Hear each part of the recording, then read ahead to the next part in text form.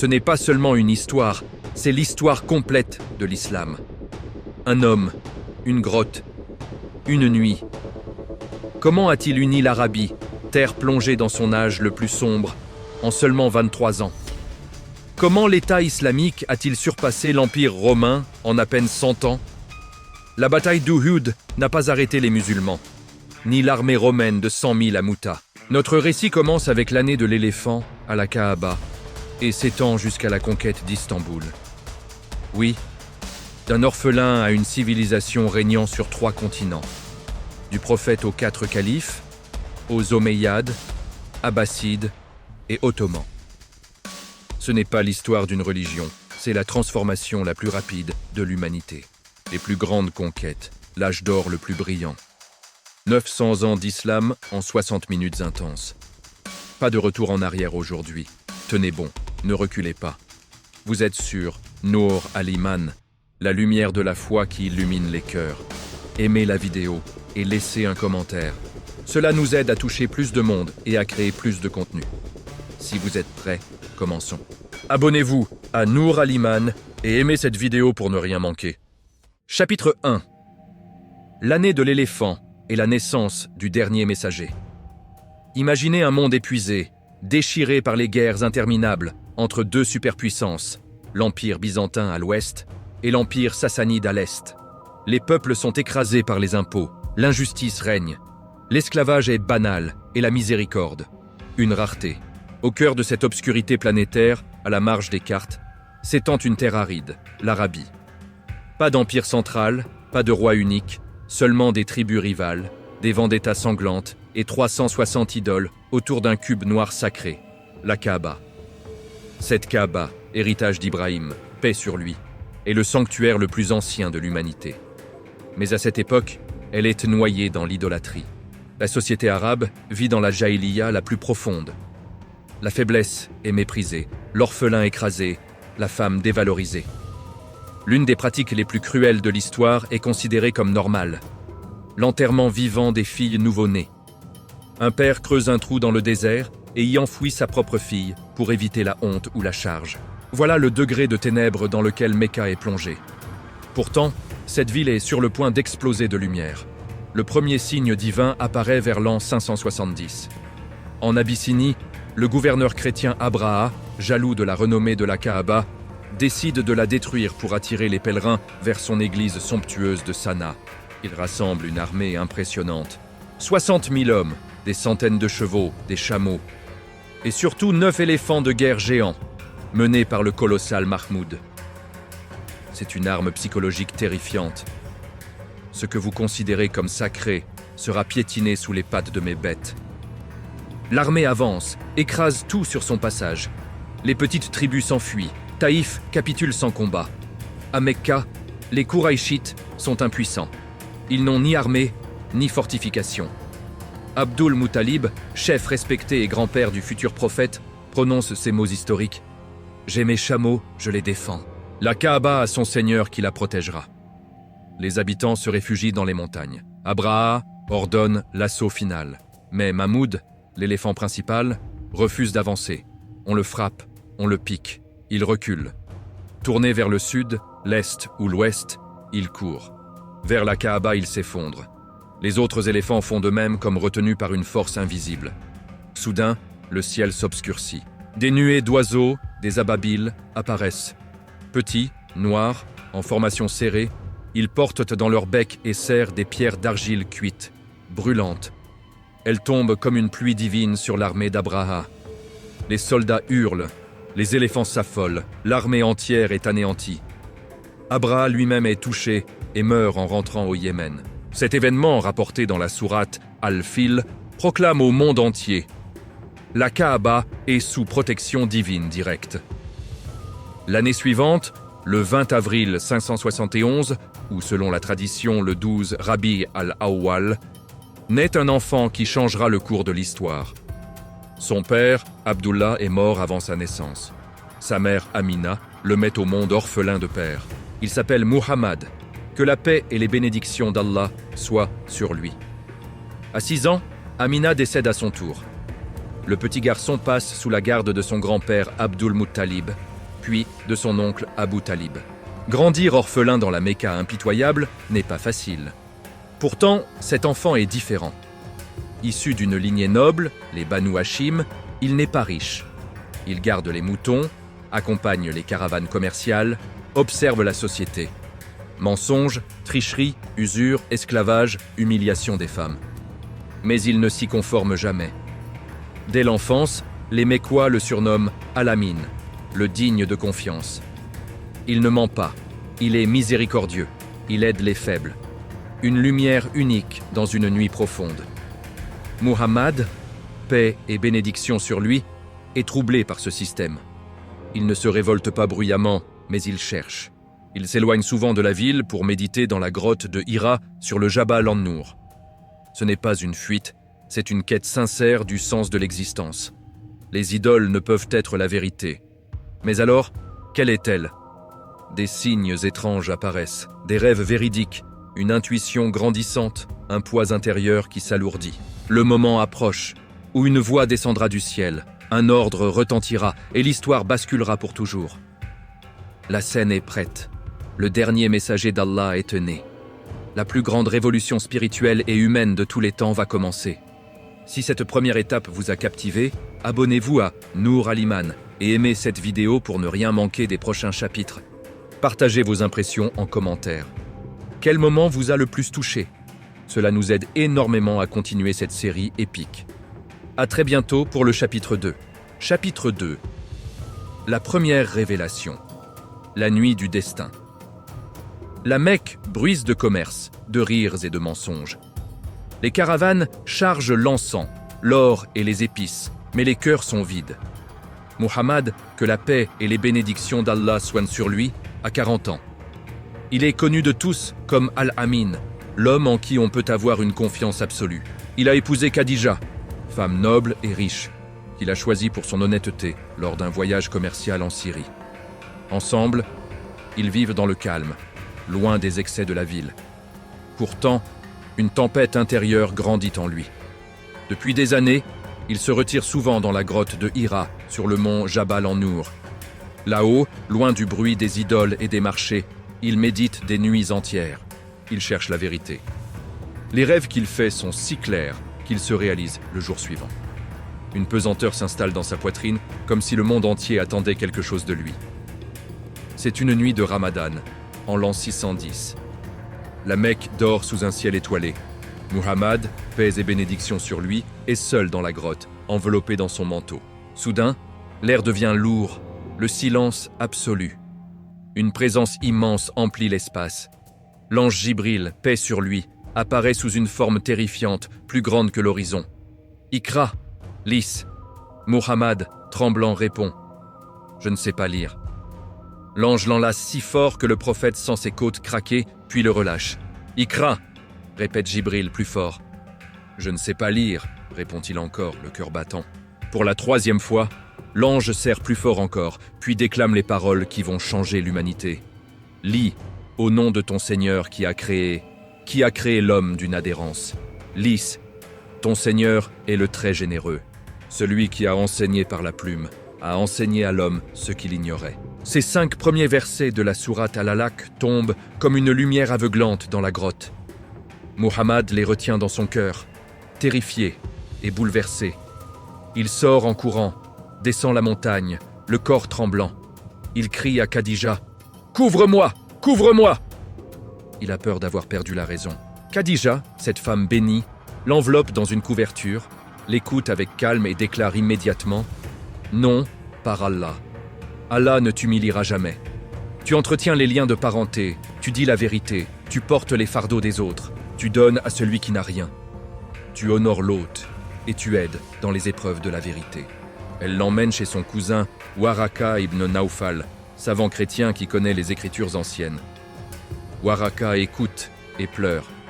C'est le même Namus, Jibril, qui descendait sur Moussa. Tu es le prophète de cette communauté.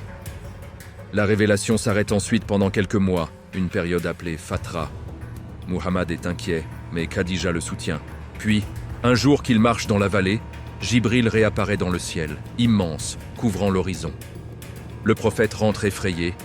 et Khadija le couvre à nouveau. C'est alors que descend la sourate Al-Mudaththir. Ô toi qui t'enveloppes dans ton manteau, lève-toi et avertis, magnifie ton Seigneur, purifie tes vêtements, fuis l'impureté.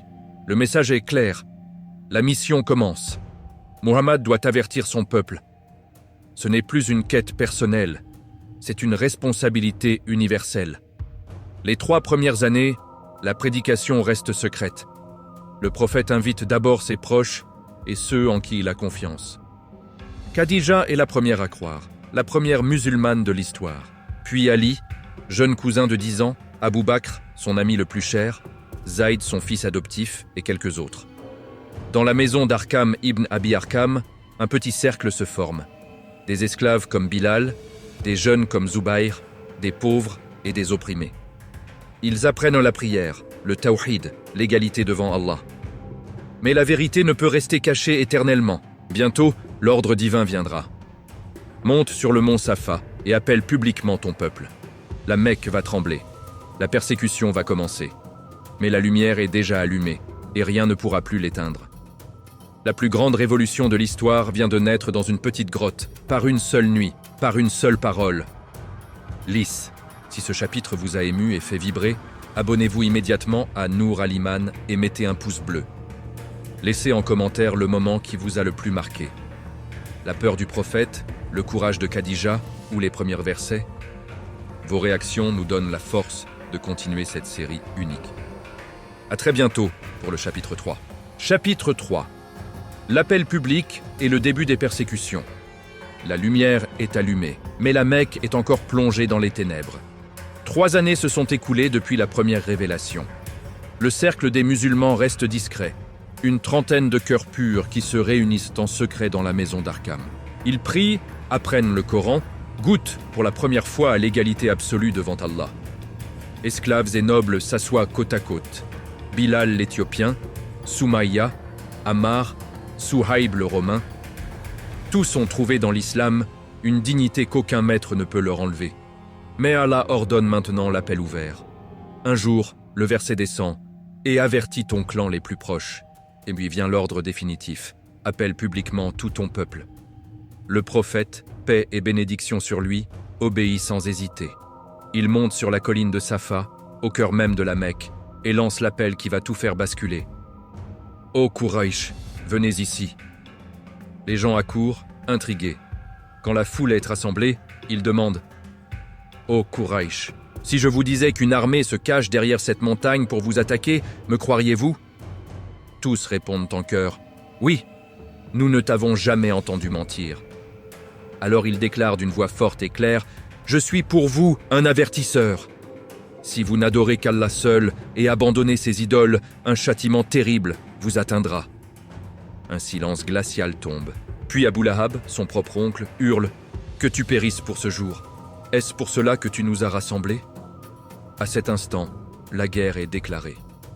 Pas une guerre d'épée, mais une guerre contre la vérité elle-même. Les Quraïchites comprennent immédiatement le danger. Ce message détruit tout leur système. Plus de supériorité tribale, plus de profit sur les pèlerinages aux idoles, plus de domination des forts sur les faibles. Abu Jahl, Abu Lahab, Umayya ibn Khalaf et les chefs des grandes familles décident d'étouffer cette voix avant qu'elle ne devienne un cri irrépressible. Commence alors la période la plus dure de la vie du prophète et de ses compagnons. D'abord la moquerie, on l'appelle poète, sorcier, fou. Puis l'isolement social, on interdit de vendre ou d'acheter aux musulmans. Ensuite, la torture physique. Bilal, esclave d'Umayya, est étendu nu sur le sable brûlant du désert, une pierre immense sur la poitrine. On lui demande d'insulter Muhammad et de revenir aux idoles. Il répète, la voix brisée mais inébranlable, « Ahad, Ahad, un. » Soumaïa bint Khayyat, mère d'Ammar, est transpercée par la lance d'Abu Jahl. Elle devient la première martyre de l'islam. Son fils Ammar est forcé de regarder, mais son cœur reste ferme. Yassir, le père, meurt sous la torture. Kabab est marqué au fer rouge. Des musulmans sont attachés entre 2 chameaux qu'on fait courir en sens opposé. Le prophète lui-même n'est pas épargné. On jette sur lui des entrailles de chameau pendant qu'il prie. On répand des épines sur son chemin. Abu Lahab ordonne à ses fils de divorcer des filles du prophète. On l'insulte, on le couvre de poussière. Pourtant, jamais il ne répond par la violence. Il prie pour eux. « Ô Allah, guide mon peuple car ils ne savent pas. » Face à cette tempête, les Qurayshites augmentent la pression. Ils imposent un boycott total. Pendant 3 ans, les Banu Hashim et les musulmans sont confinés dans un vallon aride, le Shib Abi Talib. Ni nourriture, ni commerce. Les enfants pleurent de faim. Les musulmans mangent des feuilles d'arbres et des peaux bouillies. Khadija, qui avait donné toute sa fortune pour la cause, s'affaiblit terriblement. Mais la foi grandit dans la souffrance. Les versets descendent comme une caresse.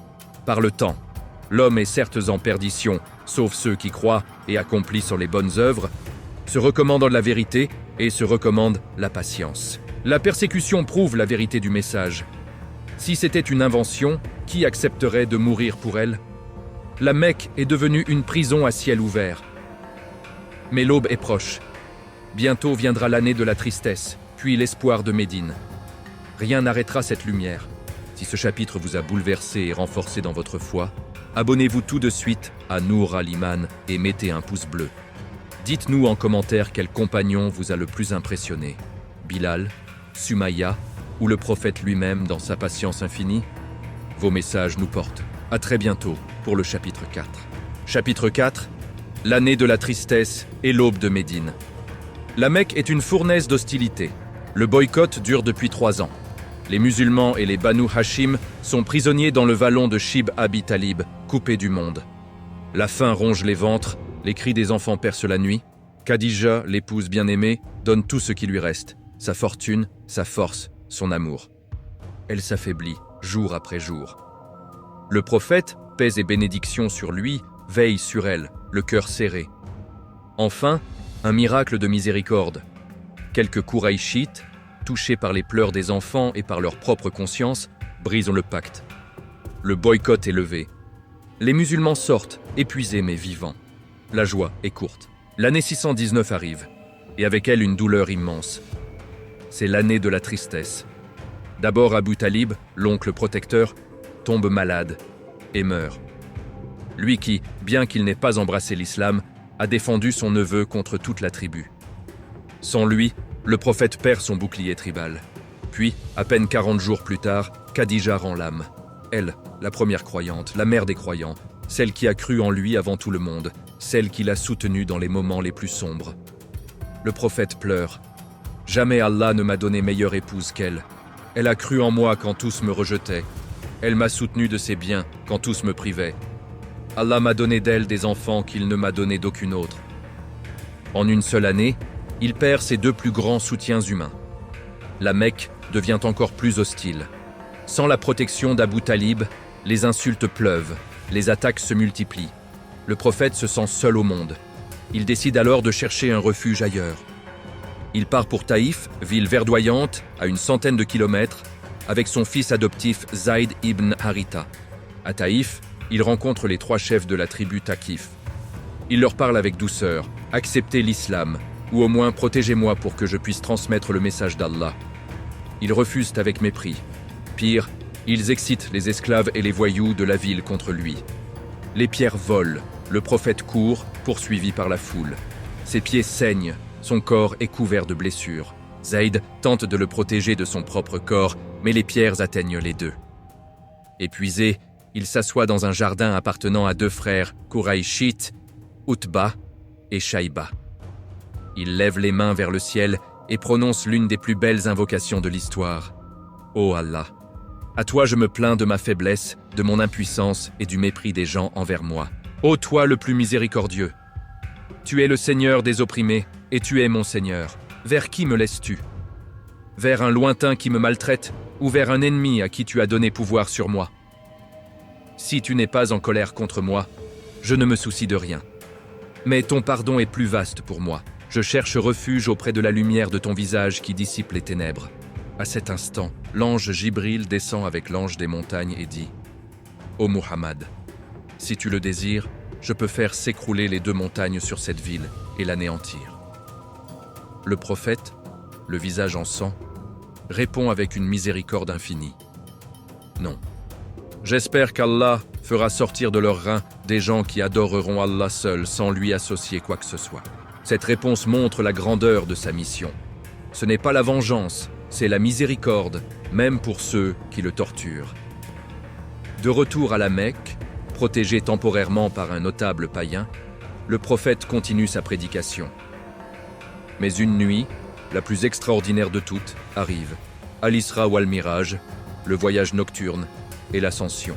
Allah transporte son messager de la mosquée sacrée à la mosquée Al-Aqsa, à Jérusalem, sur Bourak. Une monture blanche plus rapide que la lumière. Là, il prie à la tête de tous les prophètes, Ibrahim, Moussa, Issa, tous alignés derrière lui. Puis Jibril l'élève à travers les 7 cieux. Il rencontre les prophètes, voit le paradis et l'enfer, parle directement à Allah sans voile. Allah lui prescrit 50 prières par jour. Sur le conseil de Moussa, il demande une réduction jusqu'à 5 prières avec la récompense de 50. Et la promesse, celui qui fait les 5 avec sincérité aura la récompense des 50. De retour avant l'aube, il raconte l'événement. Les mécréants se moquent en une nuit jusqu'à Jérusalem. Impossible. Mais Abou Bakr, sans hésiter, déclare « S'il l'a dit, c'est vrai ». Et il gagne le titre éternel d'As-Siddiq, le très véridique. Cette nuit extraordinaire recharge l'âme du prophète. L'aube est proche. Pendant les saisons de pèlerinage, il parle aux tribus venues de toute l'Arabie. Une petite délégation de Yatrib, future Médine, écoute, croit et promet de revenir. L'année suivante, 12 personnes prêtent serment à Aqaba. Nous n'adorerons qu'Allah, ne volerons pas, ne tuerons pas nos enfants, ne calomnierons pas, et nous obéirons au prophète dans le bien. L'année d'après, 73 hommes et 2 femmes reviennent, prêtent le second serment d'Aqaba. Nous te protégerons comme nous protégeons nos femmes et nos enfants. Le prophète comprend. Médine est prête. L'ordre de l'Hégire va bientôt tomber. La plus grande migration de l'histoire commence. La lumière quitte la Mecque en secret pour illuminer le monde entier. Si ce chapitre vous a fait pleurer ou renforcer votre amour pour le prophète, abonnez-vous maintenant à Nour Al-Iman et mettez un pouce bleu. Dites-nous en commentaire, quel moment vous a le plus ému? L'invocation à Taïf, la miséricorde face à l'ange ou le mirage? Vos réactions nous portent pour continuer cette série unique. À très bientôt pour le chapitre 5. Chapitre 5. L'Hégire, la grande migration vers Médine. La Mecque est devenue un enfer. Les musulmans n'y ont plus leur place. Les persécutions sont à leur paroxysme. Insultes, coups, tortures, meurtres. Le prophète, paix et bénédiction sur lui, reçoit enfin l'ordre divin. Autorise mes serviteurs à émigrer. Médine, autrefois Yatrib, est prête. Après les 2 serments d'Aqaba, les habitants d'Aouès et de Khazraj, autrefois ennemis jurés, sont unis par la foi. Ils attendent le messager comme on attend la pluie après la sécheresse. L'Hégire commence en secret. Les musulmans partent par petits groupes, de nuit, sans bruit. Abou Bakr prépare son départ avec le prophète. Salama, Othman ibn Affan, Omar ibn al-Khattab, Talha, Zubayr, tous quittent leur maison, leurs biens, leurs souvenirs. Ils laissent derrière eux la ville qui les a vus naître pour suivre l'appel d'Allah. Les Muhajiroun, les émigrés, abandonnent tout pour Allah et son messager. Les Qurayshites s'en rendent compte trop tard. La panique les prend. Si Muhammad s'échappe, l'islam se répandra comme un feu de brousse. Ils se réunissent à la Dar an-Nadwa, la maison du conseil. Abu Jahl propose « Prenons un jeune homme de chaque tribu. Tous frapperont ensemble Muhammad d'un coup d'épée. Ainsi, le sang sera partagé et Banu Hashim ne pourra pas venger. » Le plan est adopté. Mais Jibril descend avertir le prophète « Ne dors pas dans ton lit ce soir. » La nuit fatidique arrive. Les assassins entourent la maison. Le prophète dit à Ali « Couche-toi dans mon lit, enveloppe-toi de mon manteau vert. » Ali accepte sans hésiter, prêt à donner sa vie. Le prophète sort, prend une poignée de terre, la jette vers les assassins en récitant les premiers versets de sourate Yassine. Nous avons placé devant eux un barrage et derrière eux un barrage. Et nous les avons couverts d'un voile afin qu'ils ne voient pas. Miracle. Les assassins ne le voient même pas passer au milieu d'eux. Il rejoint Abou Bakr. Ensemble, ils se cachent dans la grotte de Taour, au sud de la Mecque, alors que tous les recherchent au nord. Les Qurayshites promettent 100 chameaux à qui le capturera vivant ou mort. Les poursuivants arrivent jusqu'à l'entrée de la grotte. Abou Bakr murmure, terrifié. « Ô messager d'Allah, s'ils regardent sous leurs pieds, ils nous verront. » Le prophète répond avec une certitude absolue. « Ô Abou Bakr, que penses-tu de 2 personnes dont le 3e est Allah ?» À cet instant, une araignée tisse une toile à l'entrée. Une pigeon pond des œufs. Un arbre pousse. Les poursuivants voient dans la toile intacte et disent « Personne n'est entré ici depuis longtemps. » Ils repartent. Allah protège son messager. 3 nuits dans la grotte. Puis ils partent vers Médine avec leur guide Abdullah ibn Uraykit. Le voyage dure 8 jours. Suraka ibn Malik, attiré par la récompense, les poursuit à cheval. Soudain, les pattes de son cheval s'enfoncent dans le sable. Il crie « Ô Muhammad, invoque Allah pour moi, et je ne dirai à personne où vous êtes. » Le prophète prie. Le cheval se libère. Suraka demande un signe de victoire future. Le prophète lui promet « Que dirais-tu si un jour tu portais les bracelets de Chosroès ?» Des années plus tard, sous Oumar, Suraka portera effectivement les bracelets du roi perse vaincu. Enfin, Médine apparaît. L'excitation est indescriptible. Les Ansars, les auxiliaires, sortent chaque matin sur la route en attendant « Est-ce qu'il arrive ?» Quand la silhouette du prophète sur sa chamelle Kaswa apparaît, blanche sous le soleil, les enfants courent en chantant « Tala'a al-badru alayna min thaniyat al-wada wajab al-shukru alayna ma da'a lillahi da'. » La pleine lune s'est levée sur nous des hauteurs de l'adieu. La gratitude nous est due tant qu'un appelant appellera vers Allah. Tout le monde veut l'accueillir chez soi. Le prophète dit « Laissez la chamelle aller librement. Là où elle s'agenouillera, nous nous installerons. » Kaswa s'arrête sur un terrain de séchage de dattes appartenant à 2 orphelins, Sal et Souhail. Le terrain est acheté. C'est là que sera bâti Masjid an-Nabawi, la mosquée du prophète, cœur de la première communauté musulmane. Le prophète lui-même porte les briques, chante avec les compagnons « Ô Allah, il n'y a de bien que celui de l'au-delà accorde ton pardon aux Ansars et aux Muhajiroun. » Les fondations de l'État islamique sont posées, une mosquée ouverte à tous, un lieu de prière, d'enseignement, de justice et de rassemblement. Puis vient la fraternité. Chaque muhajir est jumelé à un ansar. Abou Bakr avec Kharija, Oumar avec Itban, Hamza avec Zaïd. Les ansars partagent tout, maison, jardin, récolte. Abdurrahman ibn Auf arrive sans rien. Saad ibn al-Rabi lui dit « Frère, je suis l'un des plus riches de Médine. Je partage mes biens en 2, prends la moitié. J'ai 2 épouses, choisis celle que tu préfères, je divorcerai pour que tu l'épouses. » Abdurrahman répond « Qu'Allah bénisse tes biens et ta famille. Indique-moi seulement le marché. » En quelques mois, il devient riche par son commerce. Cette fraternité est unique dans l'histoire. Des gens qui ne se connaissaient pas deviennent plus proches que des frères de sang. Enfin, le prophète rédige la constitution de Médine, un document révolutionnaire. Musulmans, juifs et polythéistes sont tous citoyens d'un même État. Droits et devoirs sont définis. Liberté religieuse, défense commune contre les attaques extérieures, justice pour tous. C'est l'une des premières constitutions écrites de l'histoire. Médine devient la cité de la lumière. L'islam n'est plus seulement une croyance, c'est un système complet, une communauté vivante, un État juste. Les bases sont posées pour les grandes victoires à venir.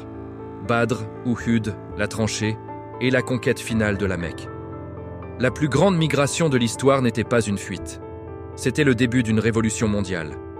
Si ce chapitre vous a fait vibrer d'émotion et de fierté, abonnez-vous immédiatement à Nour al-Iman et mettez un pouce bleu. Dites-nous en commentaire, quel moment de l'hégire vous a le plus touché? La grotte de Taour, le chant des enfants ou la fraternité entre Muhajiroun et Ansar? Vos réactions nous donnent des ailes pour continuer cette série épique. À très bientôt pour le chapitre 6. Chapitre 6. Badr, la première grande victoire divine. Médine rayonne de lumière, la mosquée du prophète est bâtie, la fraternité scellée, la constitution signée. Pour la première fois dans l'histoire, une communauté vit selon la justice d'Allah. Pas de tribu supérieure, pas d'esclavage de cœur, seulement l'égalité devant le Créateur.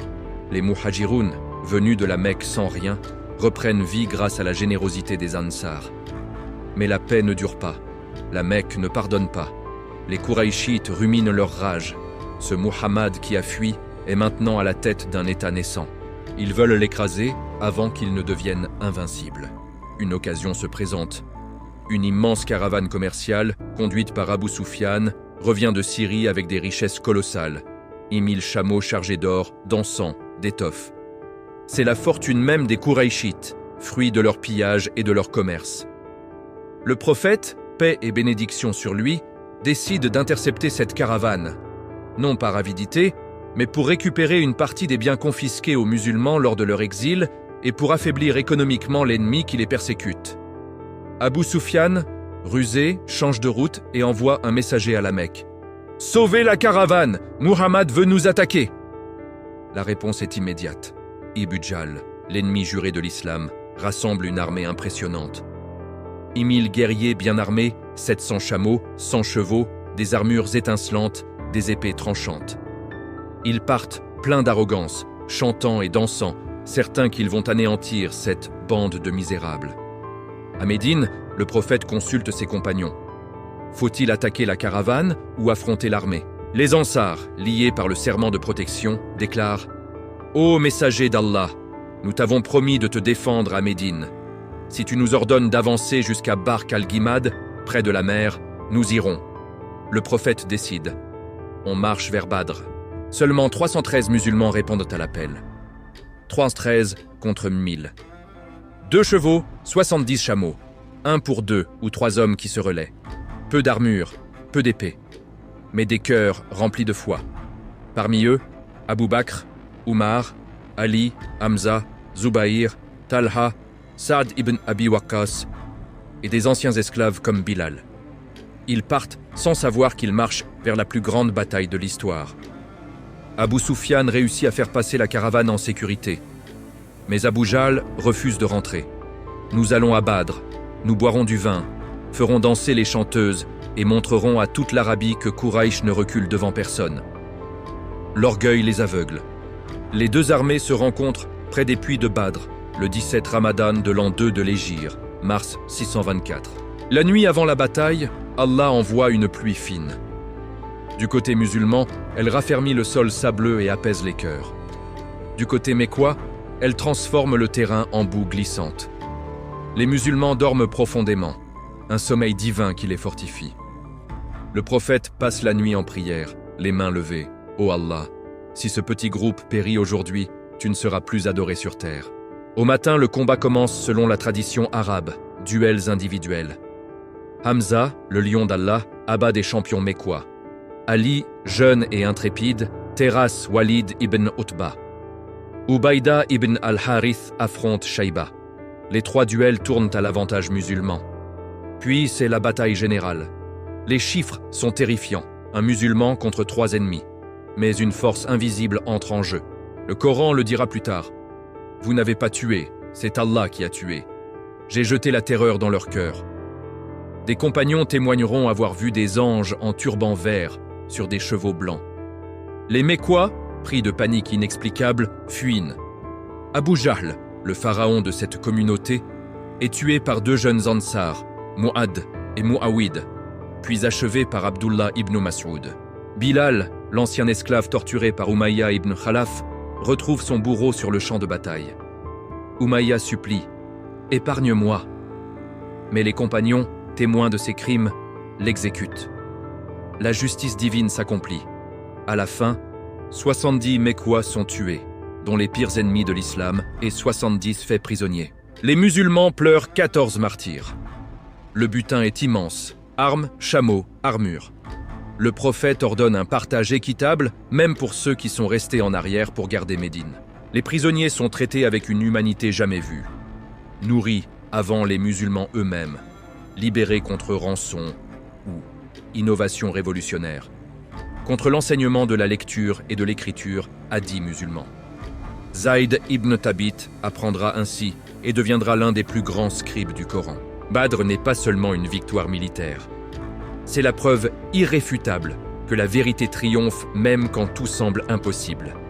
Allah révèle la sourate Al-Anfal. Allah vous a donné la victoire à Badr alors que vous étiez humble. Il vous a soutenu de 3000 anges descendus. La nouvelle de Badr secoue toute l'Arabie. Les tribus hésitantes commencent à regarder vers Médine. Les Juifs de la ville, qui avaient des alliances avec Quraysh, s'inquiètent. Les hypocrites se cachent, mais surtout, les cœurs des croyants s'emplissent de certitude. Allah tient ses promesses. La petite communauté de 313 hommes vient de prouver au monde que la foi peut renverser les empires. Badr est sur le tournant. La Mecque prépare déjà sa revanche. Uhud approche. Mais la lumière ne s'éteindra plus jamais. Si cette victoire épique de Badr vous a donné des frissons et renforcé votre certitude, abonnez-vous immédiatement à Nour al-Iman et mettez un pouce bleu. Dites-nous en commentaire quel moment vous a le plus marqué, le duel d'Ali, la prière du prophète, ou les anges sur le champ de bataille. Vos réactions nous portent pour la suite. À très bientôt pour le chapitre 7. Chapitre 7. Uhud, la bataille de la leçon et de la patience. Badr a secoué l'Arabie entière.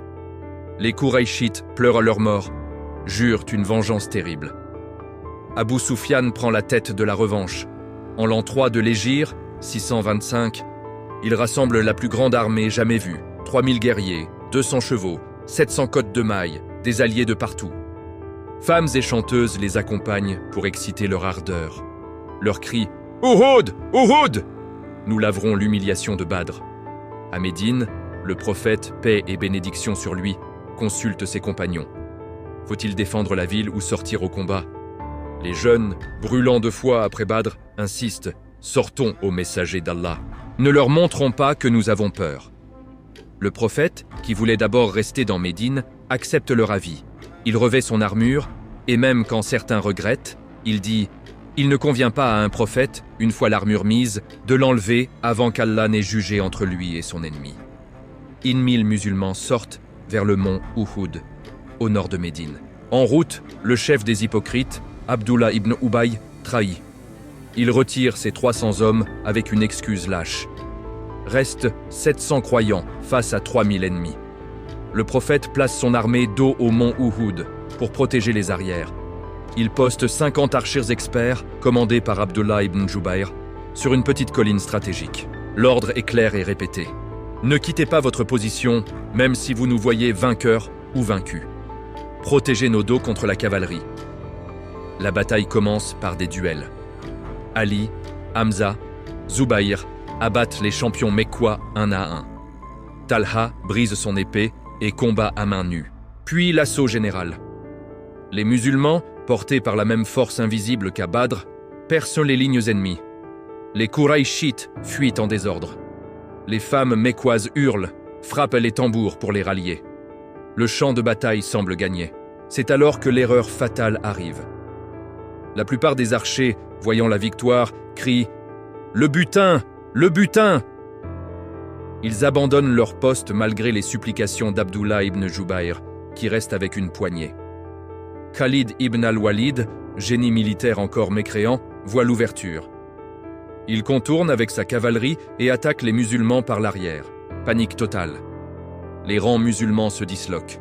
Les compagnons se retrouvent encerclés. Le cri terrible retentit. Muhammad a été tué. Une rumeur lancée par un mécréant après avoir frappé le prophète au visage. Une flèche brise une dent, une pierre fend le casque et entaille la joue. Le sang coule sur son noble visage. Il tombe dans une fosse creusée par l'ennemi.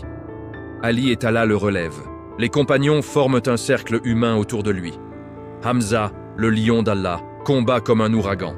Mais Washi, esclave abyssin lancé de javelots, le transperce par traîtrise pour gagner sa liberté promise. Hamza tombe en martyr. Hind, femme d'Abu Sufyan, se jette sur son corps et lui arrache le foie dans une rage barbare. 70 musulmans tombent ce jour-là, dont beaucoup de grands compagnons. Le prophète pleure en voyant le corps mutilé de son oncle Hamza. « Jamais je n'ai été éprouvé comme aujourd'hui. » Mais il ne maudit pas. Il interdit la mutilation en réponse et dit « Je ne verrai plus un oncle comme toi, ô Hamza. » Les Mécois, épuisés, ne poussent pas jusqu'à Médine. Abu Sufyan crie du haut du Houd, le jour de Badr contre le jour du Houd. Le prophète répond par la bouche d'Umar « Non, nos morts sont au paradis, les vôtres en enfer. » Uhud n'est pas une défaite militaire totale. l'ennemi repart sans avoir détruit l'État musulman. Mais c'est une leçon immense. L'obéissance absolue au prophète est la clé de la victoire. Allah révèle dans la sourate Al-Imran « Ce n'est pas vous qui avez tué, mais Allah. Il vous a éprouvé pour distinguer les croyants des hypocrites et pour purifier ceux qui croient et anéantir les mécréants. » Les musulmans rentrent à Médine, le cœur lourd mais plus fort. Le prophète dit « Nous avons appris la patience. » Les blessures cicatrisent, la foi grandit. Uhud forge l'armée qui, 2 ans plus tard, repoussera 10 000 ennemis dans la bataille de la tranchée. Uhud nous enseigne. La victoire véritable n'est pas dans le nombre, mais dans l'obéissance et la confiance en Allah. Même dans la douleur, la lumière avance. Si ce chapitre sur Uhud vous a fait réfléchir et renforcer votre attachement à la Sunna, abonnez-vous tout de suite à Nour al-Iman et mettez un pouce bleu. Dites-nous en commentaire. Quel enseignement d'Uhud vous touche le plus? L'obéissance, la patience du prophète ou le sacrifice de Hamza? Vos messages nous portent pour continuer cette série captivante. À très bientôt pour le chapitre 8. Chapitre 8. La tranchée. Quand la foi creuse plus profond que l'épée Uhud a laissé des cicatrices. 70 martyrs, dont Hamza, le lion d'Allah. Le prophète, paix et bénédiction sur lui, blessé au visage, pleure sur le corps mutilé de son oncle. Pourtant, il refuse la vengeance aveugle. Il interdit la mutilation des corps, même en guerre. Les Mécois rentrent triomphants, mais ils n'ont pas osé entrer à Médine. Ils savent que la flamme n'est pas éteinte. 2 ans passent, l'an 5 de l'Hégire, 627. Quraïch prépare la revanche finale. Cette fois, pas seulement la Mecque, une confédération immense, Ahzab, les coalisés. Abu Sufyan rassemble 10 000 guerriers, 4 000 Mécois, des Ghatafan, des Banu Sulaym, des Juifs bannis de Médine comme les Banu Nadir qui poussent à l'extermination. Leur cri, cette fois, nous arrachons Muhammad et ses partisans jusqu'à la racine. À Médine, seulement 3 000 musulmans. Les femmes et enfants sont évacués dans des forts. La panique monte. Comment résister à une telle marée? Le prophète réunit le conseil. Un homme, Salman al-Farisi, ancien esclave perse devenu compagnon, propose une idée inconnue en Arabie. Ô messager d'Allah, en Perse, quand l'ennemi est nombreux, nous creusons une tranchée autour de la ville. Le prophète, paix et bénédiction sur lui, accepte immédiatement. C'est cela que Allah nous inspire. Le travail commence dans l'urgence. Une tranchée de 5 km de long, 5 mètres de profondeur, 5 mètres de large, du nord de Médine jusqu'aux zones impraticables. Le prophète lui-même creuse, porte la terre sur son dos, chante avec les compagnons pour encourager les cœurs.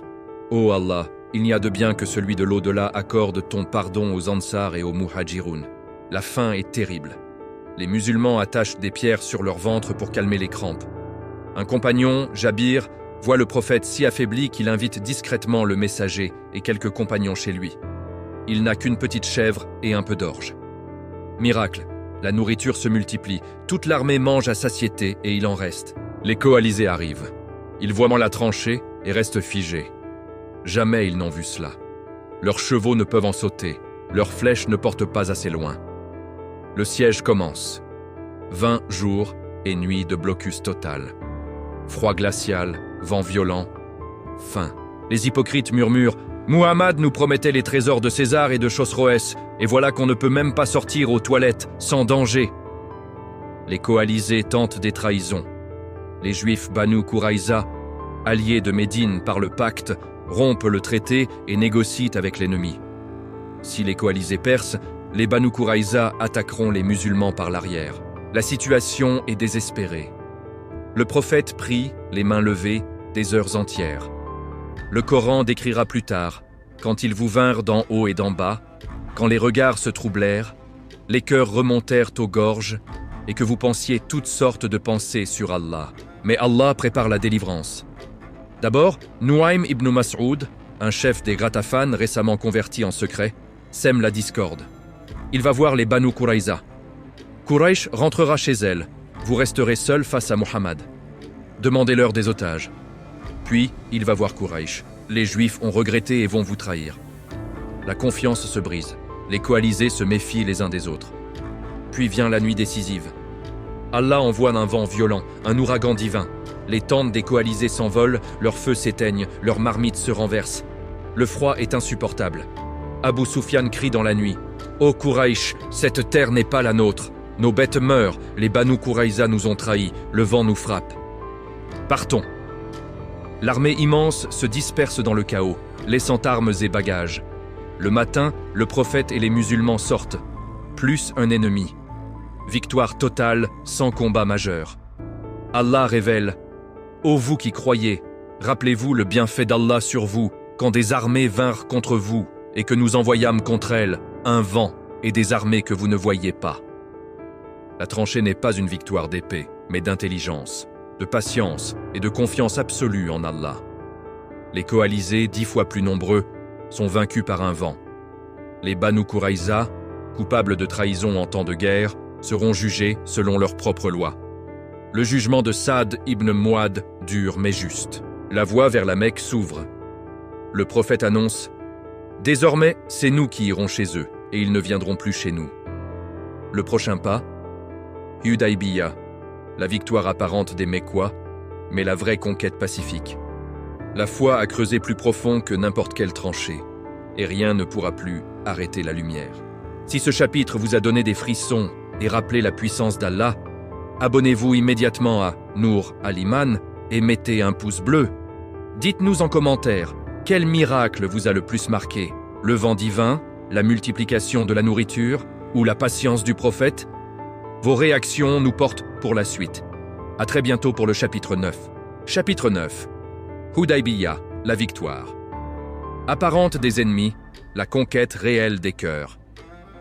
Après la tranchée, Médine respire enfin. Les coalisés de 10 000 hommes ont fui devant un simple vent envoyé par Allah. Le prophète, paix et bénédiction sur lui, annonce « Désormais nous irons chez eux ». L'an 6 de l'Hégire, 628. Un rêve divin visite le messager. Il voit les musulmans entrer à la Mecque en sécurité, rasés ou cheveux courts, accomplissant la Umrah. Il réveille les compagnons. « Préparez-vous pour la Umrah ». 1400 musulmans partent, sans armes, sauf une épée dans son fourreau par homme, geste de paix. Pas d'armure, pas de lance. Ils revêtent l'ihram, crient le talbiya, « Labaik Allahumma labaik ». Les chameaux sacrificiels sont marqués. Le message est clair. Nous venons en pèlerins, pas en guerriers. À la Mecque, la panique éclate. Quraïch jure. Mohammed ne foulera jamais notre sol tant que nous serons vivants. Ils envoient une cavalerie bloquer la route. Les musulmans s'arrêtent à Hudaybiyah, à 20 km de la Mecque, près d'un puits presque à sec. Miracle. Le prophète plante une flèche dans le sable. L'eau jaillit abondamment. Tout le monde boit, les chameaux aussi. Les négociations commencent. D'abord Budayl ibn Warqa, puis Urwa ibn Mas'ud. Il voit les compagnons embrasser la main du prophète, ramasser l'eau de ses ablutions. Il retourne à Quraïch. « J'ai vu Chosroès et César. Jamais je n'ai vu des gens aimer leur chef, comme ceux-ci aiment Muhammad. Vous ne vaincrez jamais cela. » Quraïch envoie Souhaïl ibn Amr, négociateur dur. Les discussions sont longues, tendues. Souhaïl refuse tout terme qui semble favorable aux musulmans. Le traité est dicté. Pas de Umrah cette année. Elle sera accomplie l'année prochaine. Trêve de 10 ans, plus de guerre. Tout musulman fuyant la Mecque vers Médine sera renvoyé, mais celui fuyant Médine vers la Mecque restera. Les tribus sont libres d'allier avec qui elles veulent. Le prophète accepte chaque clause, même la plus humiliante. Quand l'acte commence par « Bismillah ir-Rahman ir-Rahim », Souhaïl proteste « Nous ne connaissons pas Ar-Rahman. Écrivez seulement « Bismika Allahumma ». Le prophète accepte. Quand il dicte « Muhammad, messager d'Allah », Souhaïl refuse. « Si nous te reconnaissions comme messager, nous ne combattrions pas. Écrivez seulement Muhammad, fils d'Abdullah. » Le prophète efface de sa propre main et fait réécrire. Les compagnons sont révoltés. Umar, le cœur en feu, demande « Ô messager d'Allah, ne sommes-nous pas dans le vrai et eux dans l'erreur? Pourquoi cette humiliation ?» Le prophète répond calmement « Je suis le messager d'Allah et je ne désobéis jamais à son ordre. Il ne me laissera pas périr. » Le coup de grâce, Abu Jandal, musulman torturé à la Mecque, s'échappe enchaîné et arrive en criant « Ô musulmans, ne me renvoyez pas à la torture. » Selon le traité, il faut le rendre. Le prophète le console. Patience, Abu Jandal. Allah t'ouvrira une issue. Abu Jandal est ramené de force, les cœurs saignent. L'ordre tombe. Rasez-vous, égorgez les sacrifices, quittez l'Iram. Personne ne bouge. Le prophète rentre sous sa tente, triste. Salama, sa sagesse incarnée, conseille « Sors, rase-toi et sacrifie sans rien dire ». Il le fait. À l'instant, tous les compagnons obéissent en larmes. Sur le chemin du retour, Allah révèle la sourate Al-Fath. « Certes, nous t'avons donné une victoire éclatante. » Les compagnons s'étonnent « Victoire ? Nous rentrons sans Umra, humiliés. » Mais le prophète sourit. « C'est la plus grande victoire de ma vie. » Et il avait raison. En 2 ans, la paix de 10 ans permet la prédication libre. Des milliers embrassent l'islam sans crainte. Khalid ibn al-Walid, Amr ibn al-As, même des chefs Qurayshites. Les musulmans renvoyés à la Mecque deviennent des foyers de darwa à l'intérieur même de l'ennemi. La clause des alliances affaiblit Quraysh. Les Banu Bakr s'allient à eux. Les Banu Khuza'a aux musulmans. Quand les Banu Bakr attaquent les Khuza'a, Quraysh les aide en secret. Le traité est rompu par eux-mêmes. Hudaybiyah n'était pas une capitulation. C'était l'ouverture pacifique qui rendit possible la conquête militaire. La patience du prophète transforma l'humiliation apparente en triomphe absolu. Dans moins de 2 ans, la Mecque s'ouvrira sans effusion de sang. La plus grande victoire de l'histoire ne se gagne pas toujours par l'épée, mais parfois par un traité signé sous un arbre. Si ce chapitre vous a bouleversé et montré la profondeur de la sagesse prophétique, abonnez-vous immédiatement à Nour al-Iman et mettez un pouce bleu. Dites-nous en commentaire, quel moment vous a le plus touché? La patience d'Abu Jandal, l'effacement du mot « messager » par le prophète lui-même, ou la révélation d'Al-Fath? Vos réactions nous donnent la force de continuer. À très bientôt pour le chapitre 10. Chapitre 10, la conquête de la Mecque et l'adieu. Le triomphe de la miséricorde, Hudaybiyah, a porté ses fruits. La paix de 10 ans a ouvert les cœurs. Khalid ibn al-Walid, Amr ibn al-As, Uthman ibn Talha. Les plus grands guerriers de Quraysh embrassent l'islam les uns après les autres. La Mecque s'affaiblit de l'intérieur. Puis vient la rupture. Les Banu Bakr, alliés de Quraysh, attaquent nuitamment les Banu Khuza'a, alliés des musulmans. Quraysh fournit armes et hommes en secret. Le traité est brisé par eux-mêmes. Le prophète, paix et bénédiction sur lui, prépare la marche finale. En 8 de l'Hégire, 630, 10 000 musulmans entourent Médine, Muhajiroun, Ansar et des tribus fraîchement converties. L'armée avance en secret total. Pas de tambour, pas de cris. Abu Sufyan, envoyé en éclaireur par Quraysh, est capturé près de la Mecque. Abbas, oncle du prophète, l'emmène devant le messager. Abu Sufyan voit les feux de camp illuminer la vallée comme un océan de lumière. Il tremble. Jamais je n'ai vu une telle force. Le prophète lui offre la sécurité. Quiconque entre dans la maison d'Abu Sufyan est en sécurité. Quiconque ferme sa porte est en sécurité. Quiconque entre dans la mosquée sacrée est en sécurité. Le 20 Ramadan, les musulmans entrent dans la Mecque. 4 colonnes, Khalid à la tête de l'une, Zubayr, Saad, Ali des autres. Le prophète, sur sa chamelle Kaswa, tête inclinée en humilité, récite sourate Al-Fath. Pas de résistance. Seule une petite escarmouche avec un groupe d'irréductibles. Khalid les repousse sans massacre. La Mecque, la ville qui a torturé, exilé, combattu les musulmans pendant 20 ans, tombe sans effusion de sang. Le prophète ordonne « Aujourd'hui, pas de vengeance ». Il entre dans la Kaaba, touche la pierre noire, puis fait détruire les 360 idoles une à une. À chaque idole brisée, il proclame « La vérité est devenue, le faux s'est évanoui ».